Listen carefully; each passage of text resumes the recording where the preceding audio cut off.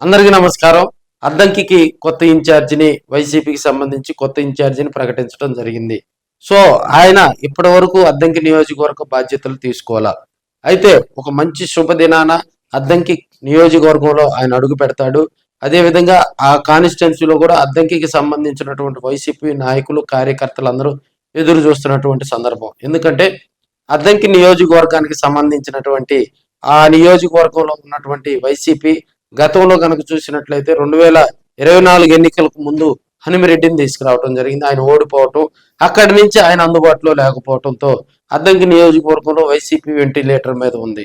అలాంటి కాన్స్టిట్యున్సీకి మరి ఒక మంచి యంగ్ లీడర్ని, ఒక డాక్టర్ విభాగానికి సంబంధించి ఆర్గనైజింగ్ సెక్రటరీగా పనిచేస్తూ యాక్టివ్గా ఉన్నటువంటి లీడర్ను జగన్మోహన్ రెడ్డి గారు ప్రకటించడం జరిగింది.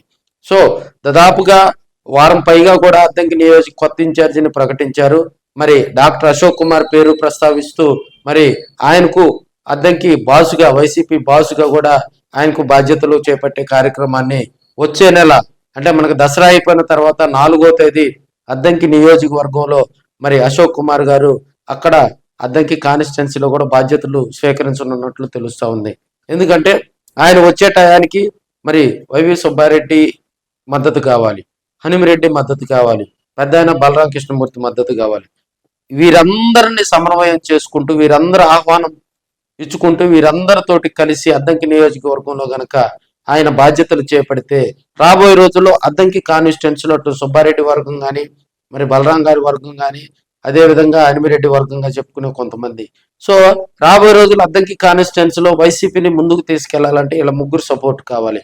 అదేవిధంగా అశోక్ కుమార్ కొత్త వ్యక్తి, ఆ వ్యక్తికి అద్దంకి నియోజకవర్గంలో ఉన్నటువంటి మండలాల్లో ఉన్నటువంటి లీడర్స్ తో మరి ర్యాపో రావాలి.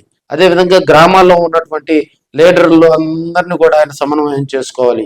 ఇప్పటికే పిడుగురాల్లోనే మరి ఆయన ఆ పల్నాడు హాస్పిటల్స్ అధినేతగా ఉన్నారు. పిడుగురాళ్ళ వెళ్ళి ఇప్పటికీ కూడా కొంతమంది వైసీపీ నాయకులు కార్యకర్తలు కూడా తమకు ఆ నియోజకవర్గ ఇన్ఛార్జిగా ప్రకటించినటువంటి అశోక్ కుమార్ కు ఆ శుభాకాంక్షలు, అభినందనలు తెలుస్తూ ఆయన కలుస్తూ కూడా అద్దంకి నియోజకవర్గానికి త్వరితగతిన రావాలని వారంతా ఆకాంక్షిస్తా ఉన్నారు. రాబోయే రోజుల్లో అద్దంకి కాన్స్టిట్యున్సీలో వైసీపీని ముందుకు తీసుకెళ్లే విధంగా తాము కృషి చేస్తామని అక్కడ ఉన్నటువంటి నియోజకవర్గంలో ఉన్నటువంటి వైసీపీ నాయకులందరూ కూడా ముక్త కంఠంతో ఖండిస్తా ఉన్నారు. అక్కడ ఆపోజిట్ గా కూడా మరి మంత్రి గొట్టిపాటి రవికుమార్ గారు మరి ఆయన అద్దంకి కాన్స్టిట్యున్సీలో 4 సార్లు ఎమ్మెల్యేగా వరుసగా గెలుస్తున్నటువంటి వ్యక్తి. ఆయన పార్టీలకు అతీతంగా కూడా మరి ఆయనకంటూ ఒక క్రేజ్ ఉన్నటువంటి లీడర్. ఎందుకంటే 4 సార్లు బలరాం కృష్ణమూర్తి గారి మీద గెలవటం జరిగింది, వారి అబ్బాయి వెంకటేష్ మీద గెలవటం జరిగింది. అదేవిధంగా బాచిన్న చించుగరటిగా వారి కుటుంబం మీద కూడా మరి గొట్టిపాటి రవికుమార్ గారు విజయం సాధించడం జరిగింది.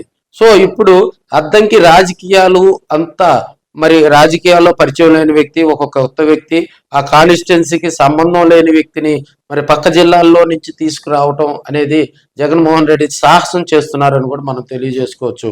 మరి అలాంటి లీడర్ గొట్టిపాటి రవికుమార్ గారిని తట్టుకోగలడా? సో ఆ వైపుగా కూడా కొంతమంది రాజకీయ విశ్లేషకులు ఒక కొత్త ఇన్ఛార్జిగా మరి ఆయన వస్తే అక్కడ ఉన్నటువంటి కూటమి మరి అంచనాలను అందుకోగలడా? ఎందుకంటే వైసీపీ ఇప్పటికే అక్కడ కొత్త ఇన్ఛార్జి మీద కోటి ఆశలతోటి ఎదురు చూస్తున్నటువంటి సందర్భాలు. రాబోయే రోజుల్లో వైసీపీని గాడిలో పెట్టాలంటే మరి వారి ముగ్గురు సపోర్టు ఉంటేనే మరి అక్కడ ఉన్నటువంటి కూటమిపై ఆయన ముందుకు దూకుడుగా వెళ్ళగలడు. ఇప్పటికే ఆయన మరి అశోక్ కుమార్ గారు అనేక ప్రసంగాల్లో అద్దంకి గెలిచి మరి జగన్మోహన్ రెడ్డికి గిఫ్ట్ గా ఇస్తానని అనేక మార్లు కూడా చెప్పడం జరిగింది. చూద్దాం రాబోయే రోజుల్లో ఆయన అద్దంకిలో బాధ్యతలు తీసుకున్న తర్వాత వైసీపీని మరి గాడిలో పెట్టి ఎలాంటి కార్యక్రమాలు నిర్వహిస్తారా మరి అనేది కూడా వెయిట్ అండ్ సీ.